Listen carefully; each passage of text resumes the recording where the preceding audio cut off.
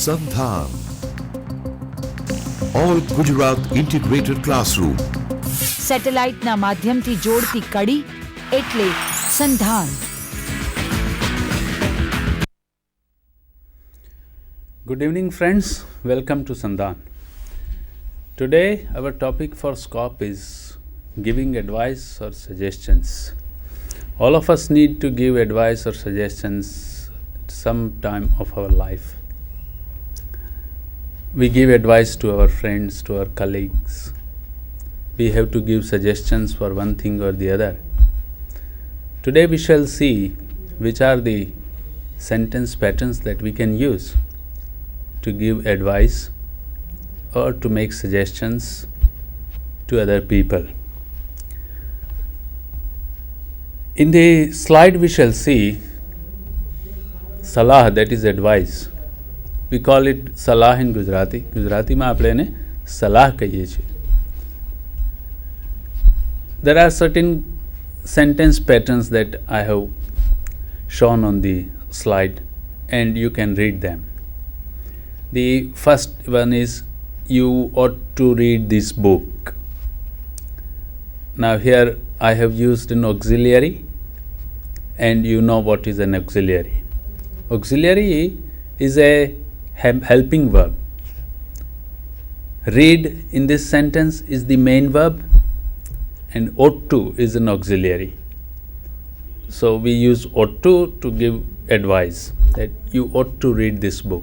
That is, we can paraphrase it like this: I advise you to read this book.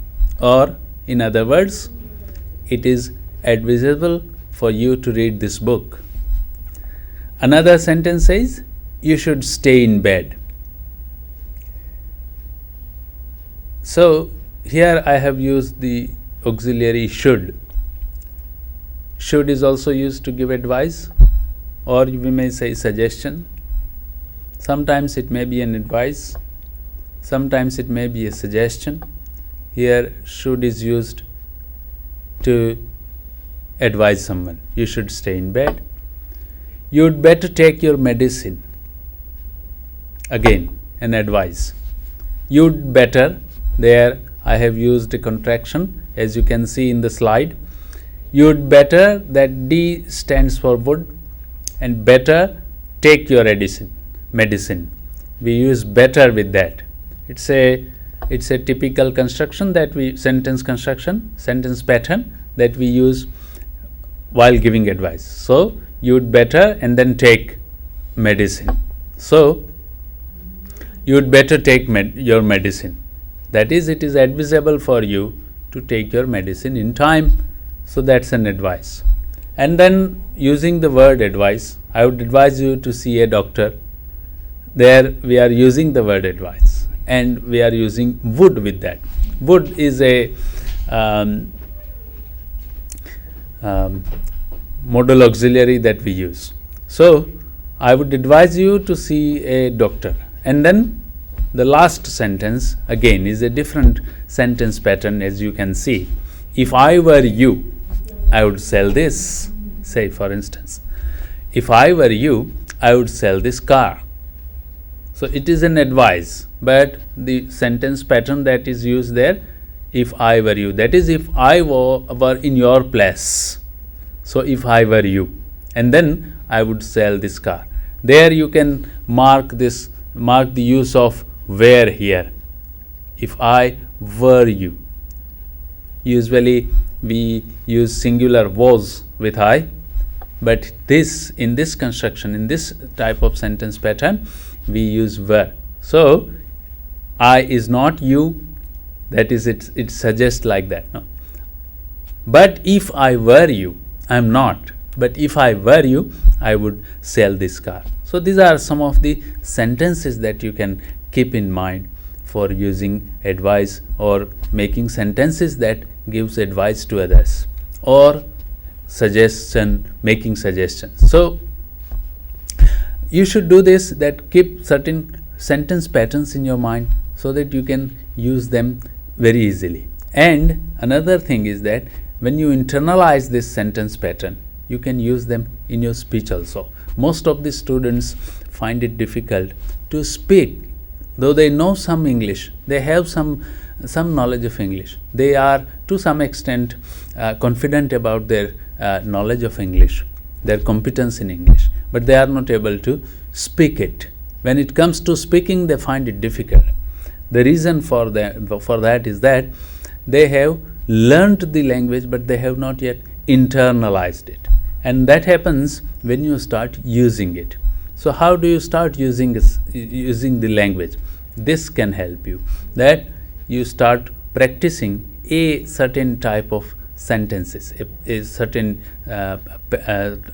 sentence pattern. And when you use it repeatedly, or when you speak it repeatedly, you gradually internalize that sentence pattern. And then when you have to use it, it comes naturally to you. You can speak English spontaneously without any hindrance or without any hesitation.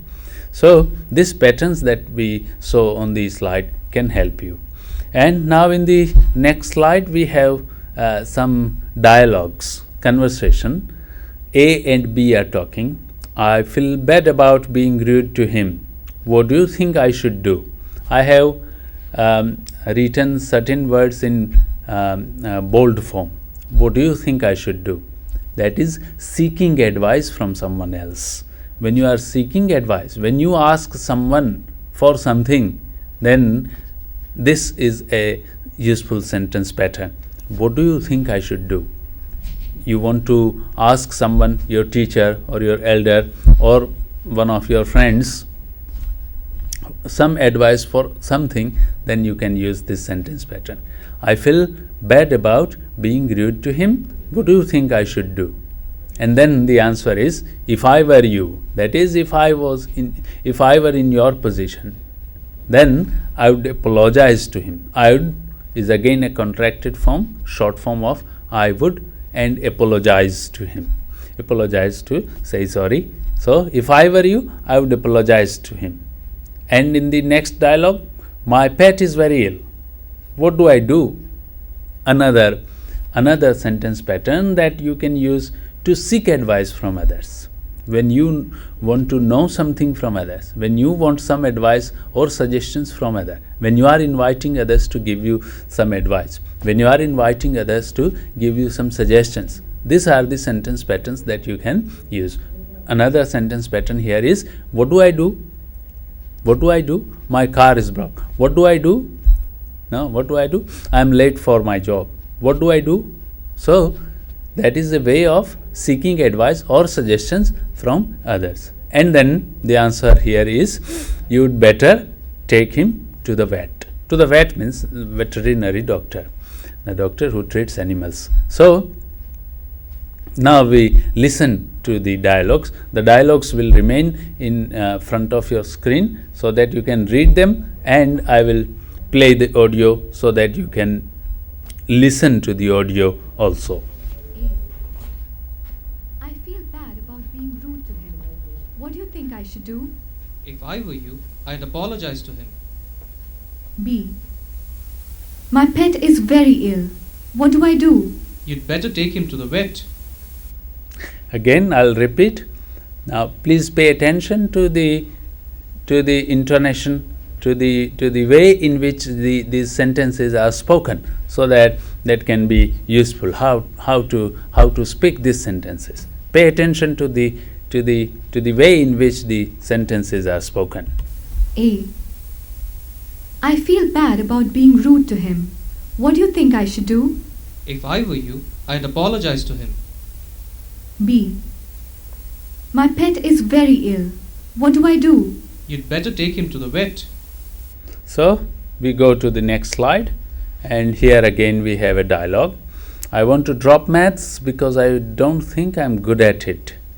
Can you advise me, please? Simple question that we form with the help of can, and here the verb is advise. So can you advise me, please? This is just like any other request, and all of you have we have talked about use of can to make requests.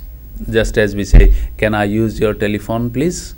It is a request. and we use can for making requests. Here it is a request for seeking advice from others. So, can you advise me please? It's a request for seeking advice, from seeking suggestions from someone else. And then you should give it another try. You should give it another try. Should, as I told you earlier also, as is a useful modal auxiliary to advise someone. Should shows obligation in a sense, so we call it an auxiliary verb that is used to show obligation. So here we have this, you should give it another try. That is, you should give it another try. That is the advice. And now we listen to the audio. Please pay attention to the See. intonation. I want to drop maths because I don't think I'm good at it. Can you advise me, please? You should give it another try. Yes, I will repeat the play. I will repeat the audio. Pay attention to the way in which the sentences are spoken, and pay attention to the contracted form of verbs. For instance, I don't think, I'm good at it, I'm good at it. So how they are pronounced, and then the question. The first sentence is a statement, the another sentence is a question, and see the difference in intonation, how a statement is spoken and then how a question is spoken. C. I want to drop maths because I don't think I'm good at it. Can you advise me, please? You should give it another try. Here we have another dialogue in which two persons are talking, and again we have a request for suggestions or advice, and then advice itself. We have received many applications. How do you think we could find out who would be suitable for the job? And then advice is, I would advise you to give them a test to find out. One is seeking advice. In the first sentence we find how to seek advice from others, and in the second the way of giving advice. Here I would advise you. So in all these dialogues they have used different sentence patterns to give advice. We will play the audio. D. We've received many applications. How do you think we could find out who would be suitable for the job? I'd advise you to give them a test to find out. Here, how do you think? I have shown those in block font, so you can mark those words. How do you think? How do you think we could find out? How do you think I can go? How do you think? So we use that phrase to form a sentence pattern, and that is used to seek advice from someone else. And then the answer is, I would advise you to. I would advise you to, directly using the word advice. So it's more direct way of giving advice to someone. I would advise you to. So more direct way of giving advice. Directly, the emphasis is on the advice. So the speaker makes it very clear that this is my advice. So he says, I would advise you to give them a test to find out. The rest of the sentence is what the speaker advises. Give them a test to find out. That is the advice of the speaker. What is the advice here? Give them a test to find out. So the earlier part of the sentence is, I would advise you to, and then the next part is the advice. The first part is, this is my advice, and the second part is advice itself. We go to the next slide and we shall see how this dialogue works. My sister keeps borrowing my things and losing them. Could you tell me what I should do, please? We saw in the earlier dialogue the use of can. Here we can see the use of could. Again, could is also used to make requests. This sentence is an example of request, how we can make requests. So he says, could you tell me what I should do, please?